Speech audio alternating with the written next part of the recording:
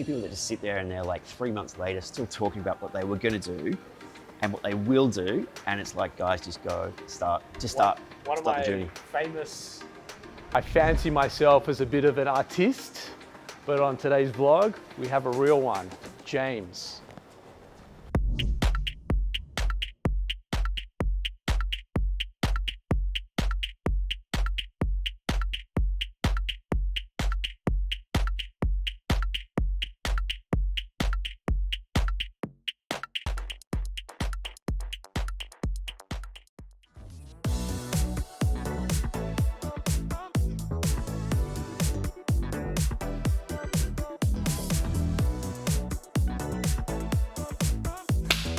Guys, welcome back to the vlog. This is an amazing guest here. We have James from Artmix, and we were just saying offline, I feel like, by the way, when I guide the marketing team, the architects, the branding, anything, it's all stick figures. So I'm the furthest thing from an artist, but I feel like a bit of an artist. I think when you're directing people in that space, you're creative anyway. Yeah. You might not know how to draw it. Stick figures. Doesn't matter. But I'm an artist. Totally. My daughter, actually, Harper, she loves drawing like caricatures and all that sort of thing. And she calls herself an artiste. Perfect. She's 8 years old. Yeah, she's got the accent. Yeah, she'll go far. She'll go far. James, welcome to the vlog. Thank you. This vlog is all about highlighting the missions and the visions. I'm across what your business does because we've chatted offline, but my guests here have no idea what I do. Yeah. So I mean, what we do. The exciting thing about what I do is it's a really broad scope. Yep. It started off as me being a fashion photographer, beauty photographer, and shooting big campaign work. And sort of as the evolution of Instagram, I've been around for a long time. It whittled down to smaller business. So taking that kind of creative brief and being able to share that with any business, yep, whether they've got a budget or not. We kind of don't value budget as the first thing. It's more about the storytelling. Sure. And then if people can't afford to work with us, I love being able to go, well, you know what, there's an iPhone you've got in your pocket. Yep. Go and buy a $20 tripod, yep, set it up and shoot what you need. But the first thing is the homework part. Yep. I love talking people through the way to get to an end result of an image. Yeah. So image, videography? A little bit of video, a little bit yeah, of motion. I mean, we would take that on board as being a huge part of what we do, yep, but I'll outsource a lot of that. So yep, I act as a creative director or bring in a creative director. Storyteller. Yeah. Ultimately, there's so many ways to get to what you need. And with the advent of the amount of content everyone needs, it's a huge problem. Content, I mean, back in the day, I used to sit in front of the TV at a specific time to get a particular program. Correct. Now, my kids on the weekend were like, Dad, can you click on this? And I'm like searching for the video to... Anything you want, any time of the day. And that includes if you're searching to purchase something, you know what you want. Yeah. You don't just go down the store and buy it, very rarely. You kind of do a bit of research and you get influenced by some cool pictures or some cool video or a great vlog presenter. So that is all I mean by content. And it's not all professionally shot. It's done in-house a lot. The days of a big campaign piece where we've got this big budget, we shoot twice a year, it's sort of gone. Yep. You just need to feed the beast constantly. Yeah, totally. So Artmix has come along and it's facilitated that conversation with so many different businesses, and it's fun. I love being able to go, you know what, you don't have a budget for me, but that's so cool.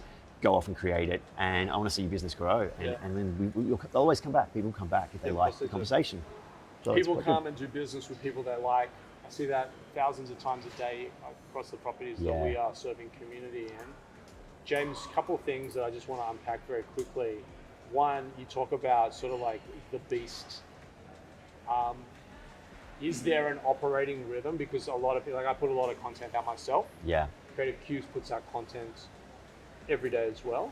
But is there an operating rhythm or optimal rhythm that people should be looking for?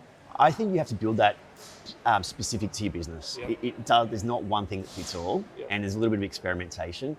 But the beauty is to keep it really fresh, yep, and to cover a lot of areas. Like, some people go into business thinking, okay, I'm selling, socks. So I'm talking to these people only, and yep, that's all I'm going to give them.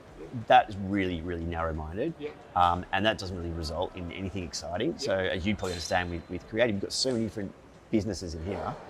If you can talk to a lot of people and not just tell them what you want them to hear, but also tell them who you are. Yep. I think that's the biggest thing, is get the story quite broad, yep, and then regular conversations.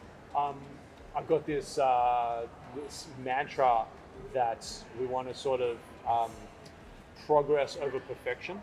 Yeah. I know that's sort of hard to stomach from an artist's perspective or from a content creator's perspective.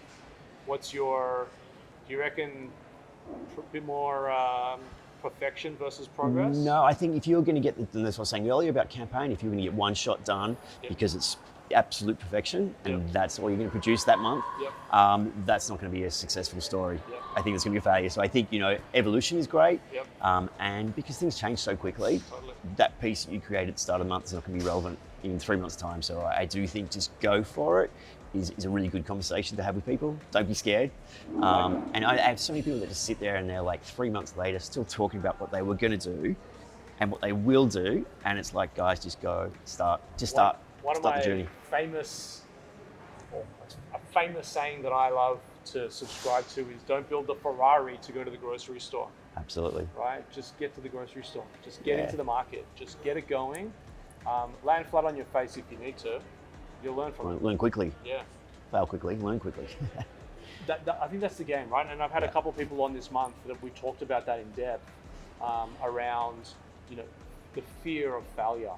I actually think failure is where you're enabled. I think that if you can fail and it's not too damaging and you're able to get back up, that's when you start to really live. And we are talking about creative stuff here. Like, we're not talking about being doctors or heart surgeons. So a failure, you may notice it, but your clients might not even notice it. Your customers might not even notice it. So realistically, there's very rare that a huge failure is going to be a disaster. It's going to be more of a learning curve than anything else, realistically. Guys, I'm going to link all of James's details in the description above or below, wherever you're watching.